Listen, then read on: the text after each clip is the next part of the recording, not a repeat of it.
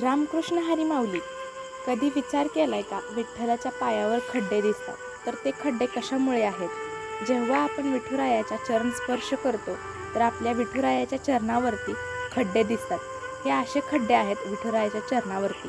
तर हे खड्डे कशाचे आहेत आणि कशामुळे पडलेत? विठुरायाचं चरण स्पर्श करताना हे खड्डे आपल्याला स्पष्टपणे दिसतात. महाराष्ट्राच्या भक्ती परंपरेत श्री विठ्ठल मंदिर या मंदिराला अत्यंत महत्त्वाचं स्थान आहे. लाखो वारकऱ्यांचे श्रद्धास्थान असलेल्या या मंदिरात विठेवरी उभा असलेल्या विठुरायाचं दर्शन घेण्यासाठी दरवर्षी असंख्य भक्त पंढरपुरात येतात. पण विठुरायाचं दर्शन घेताना अनेक भक्तांच्या मनात एक प्रश्न निर्माण होतो, विठ्ठलाच्या पायावरती खडे का आहेत? या प्रश्नामागे एक सुंदर पौराणिक कथा आणि भक्तीचा अर्थ दडलेला आहे. खूप वर्षापूर्वी संत पुंडलिक नावाचा एक महान भक्त होता. सुरुवातीला पुंडलिक स्वभावाने हट्टी आणि संसारात गुंतलेला होता.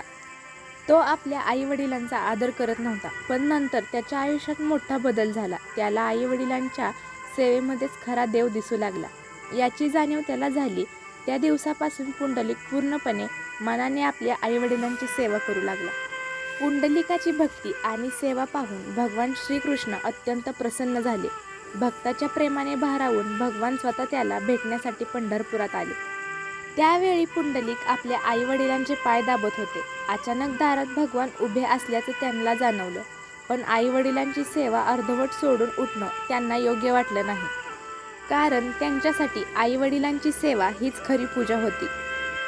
त्यावेळी पुंडलिकाने जवळ पडलेली एक वीट भगवंतांकडे सरकवली आणि नम्रपणे म्हणाले, देवा, कृपया या विटेवर उभा राहा. मी माझी सेवा पूर्ण करून येतो. भक्ताच्या त्या सेवाभावेने भगवान इतके प्रसन्न झाले की ते त्या विटेवर उभा राहिले. भक्तासाठी थांबलेला देव म्हणजेच आपला विठ्ठल. असं म्हणतात की त्या दिवसापासून विठुराया आपल्या भक्तांसाठी विटेवरच उभा आहे. वर्षानुवर्षे युगायुगाने भक्तीची वाट पाहत आहे. लाखो वारकरी पायी चालत त्यांच्या दर्शनासाठी येतात. कोण दुःख घेऊन येतं तर कोण आनंद घेऊन येतं, तर कोणी फक्त आपल्या विठुरायाला भेटण्यासाठी येतं. प्रत्येक भक्ताला विठुराया प्रेमाने समजावून घेतो.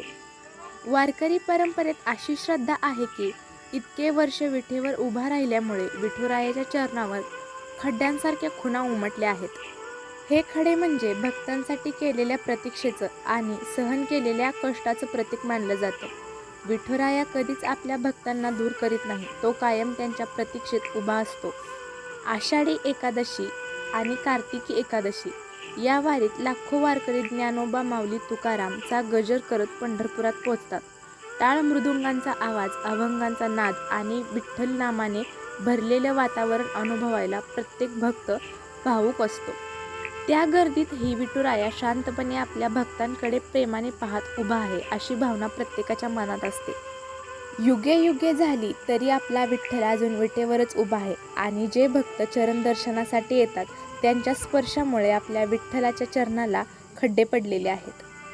पांडुरंगाच्या आरतीमध्ये देखील असा उल्लेख आहे की युगे 28 विटेवरी उभा.